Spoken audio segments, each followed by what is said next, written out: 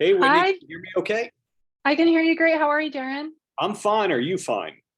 I'm great, thanks. Well, we were set up to talk about the Cosmos sisters.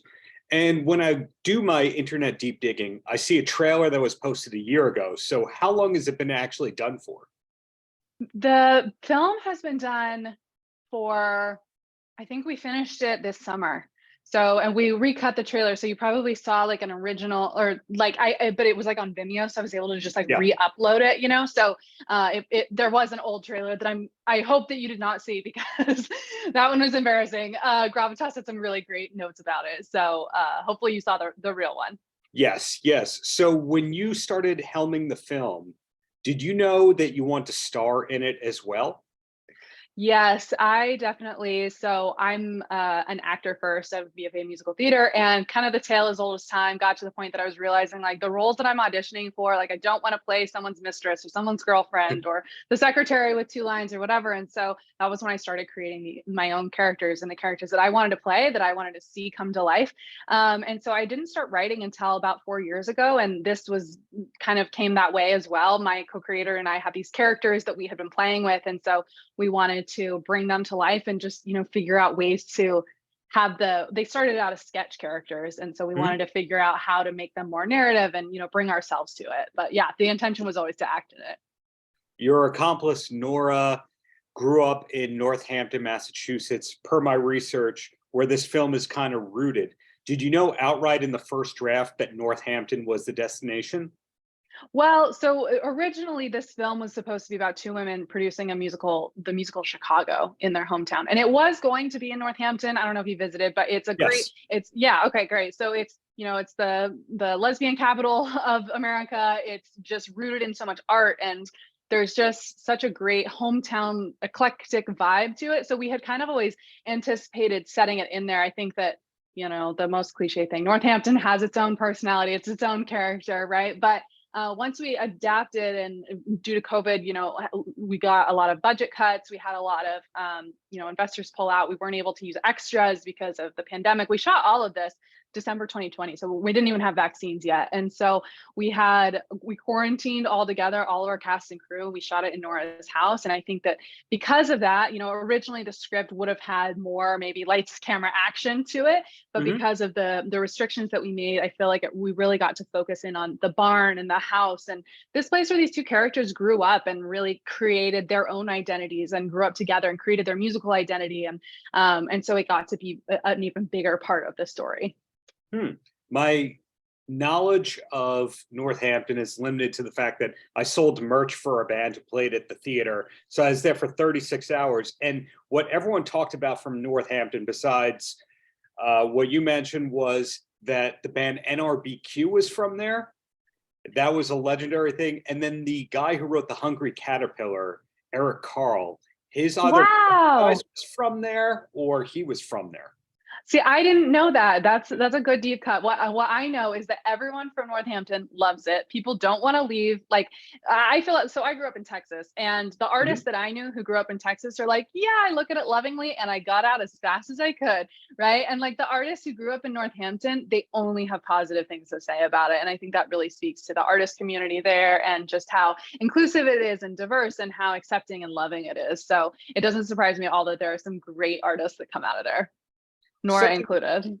Right, right. Well, something that you mentioned before about realizing you didn't want to have two line roles, so you had to create for yourself. The first time I really learned about that mentality for the star who also writes, directs, produces is the Judd Apatow camp of people from Freaks and Geeks who started doing that, where you started seeing that Seth Rogen was going from a background person to wait, on camera, behind the camera, etc.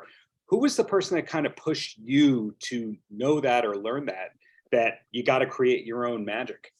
Yeah, totally. No, and I think that has, I'm sure they're kind of the mavericks behind that. But at this point, like the person that I looked up to the most were Tina Fey and Mindy Kaling, right? So these two like phenomenal comedians that you know, you look at like Mindy Kaling started with her underground play and then became a writer on The Office, wrote her way onto this iconic role. And I think that just like these powerhouses that really are able to like have the whole vision, it's so cool. My most recent inspiration has been Vengeance by BJ Novak.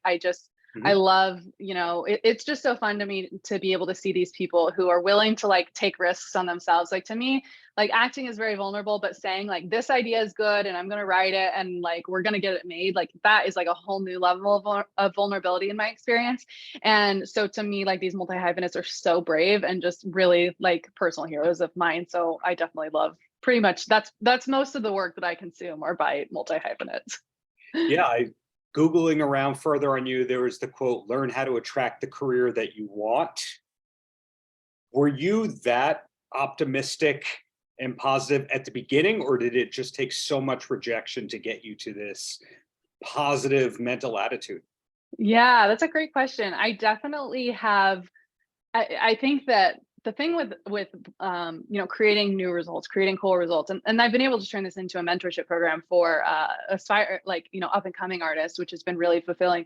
But is that you do have to believe in yourself. You have to believe I am a somebody before you see the results of that. You know, I feel like now I have this movie that's out in the world that I can point to and say like, look, like this is a real like funny and heartwarming film and people can see that and acknowledge it. But at the beginning, like I can't even tell you how many producers, like agents, like lawyers, like all these people were like, yeah, this is probably a bad idea, right? And so it's just this like muscle of continuing. And I mean, I have so many failures that I would be too embarrassed to share with you on this today, but I think that it really does take that take some vulnerability and take some risk to just keep betting on yourself and saying, I am somebody, even though no one thinks that you are yet. And everyone is telling you that you should probably just quit while you're ahead.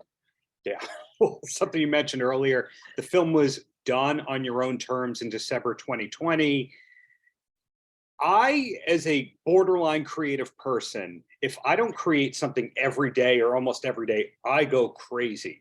Now, Yes. knowing that you wrapped filming about 2 years ago, are you allowed to say what's next? Because let's face it, creative person that's a multi-hyphenate, you're probably a little stir crazy talking about an old project like this, even though it's new to us.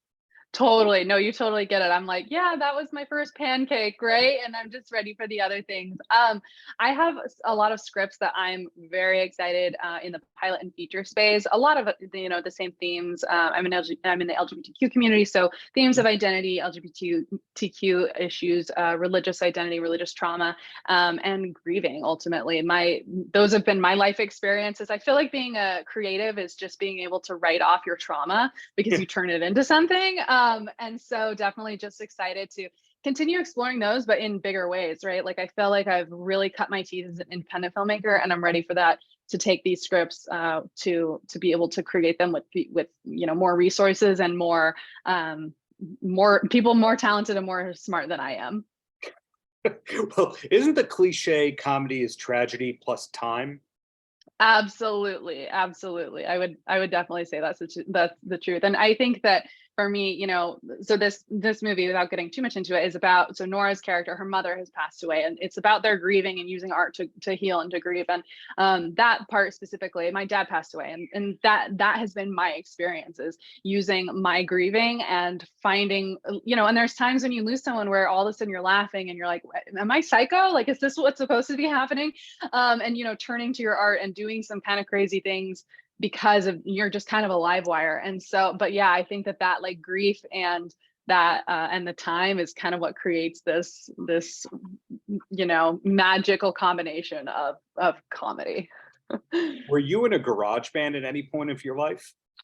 You know, I was not a garage band kid, but I was a loft band kid. We had this like weird, creepy attic loft thing, and my sister and one of my best friends, we had some pretty significant bands. And even at the time, I would write music, but then they were all like bits. Like it was kind of in the like Weird Al Yankovic style.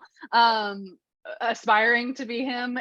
So yes, I definitely, and I would like hold a guitar even though I couldn't play it, and just would like sing into like my hairbrush or whatever. So didn't take things like too extreme, but definitely that's always been in me for sure. You mentioned one of the magic names, Weird Al. How great is it to see that all of today's comedians were inspired by Weird Al in a non-ironic way, and then he gets a biopic that Daniel Radcliffe plays him in? It's iconic. I mean, it's so cool. Like you never like, when I grew up listening to him, I'm like, I remember singing Albuquerque. That's still how I remember Yeah. how to spell, and then you get to the Kirky because no one knows how to spell the end of Albuquerque. Yeah. But yeah, I mean, it's so crazy just to see like how someone who was obviously very inspiring to me, but just was taken as very much like my parents were like, oh God, this song again, and yet he inspired this whole generation of comedians in such a powerful way. Right. Well, you mentioned before that you're working on a lot of different projects at the same time. Are you allowed to say what's next, or is it the Cosmo Sisters press and publicity and festivals, et cetera, for the next year? Yeah, we're actually kind of closing it out now. So ready to launch this baby into the world. But I have some scripts that we're taking out to market this year, and I'm super excited about that. And I guess that's all I'll say for now, other than they're dark and they're twisted and they're funny, and I'm just excited to bring them to life. And keep checking the IMDb page so that we're going to know when we're allowed to know about the projects. Exactly. You'll know when you know, You know when you know when you know. Okay. Well, down to the last two questions before I let you go. Obviously, creating and the art itself is the number one in your life, but what's the number two? Where does your free time go when you don't have to work? Yeah, so great question. I always say, my movie was my first baby, but then I also do have a human baby. So human baby does take up a significant amount of my time these days. He's literally the best, just bundle of joy, and so it's a pleasure. I have the happiest, like best sleeper, like loves music, like he loves making people laugh, and he's only 6 months old. Like I have a psychic told me he's going to be famous, and honestly I believe her because he just has this great personality, and it's just a delight to be around. So that's where most of my time goes these days. And then speaking of music, yes, you have a newborn, but what was the last concert that you went to for fun and not for work, not for research? Yeah, so it's been a minute because I was thinking about this.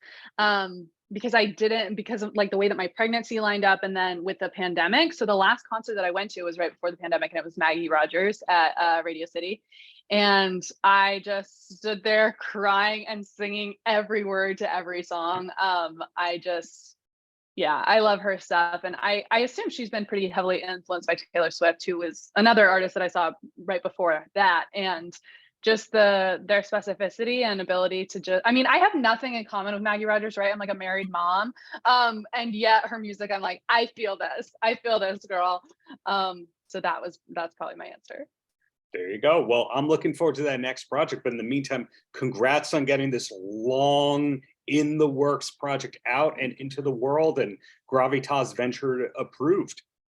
Yes, we are so grateful for them. They've been fantastic, and we're really excited to just let this one into the world. There you go. Thank you, Whitney. Have a wonderful rest of the day otherwise. Thank you, Darren. Paltrocast.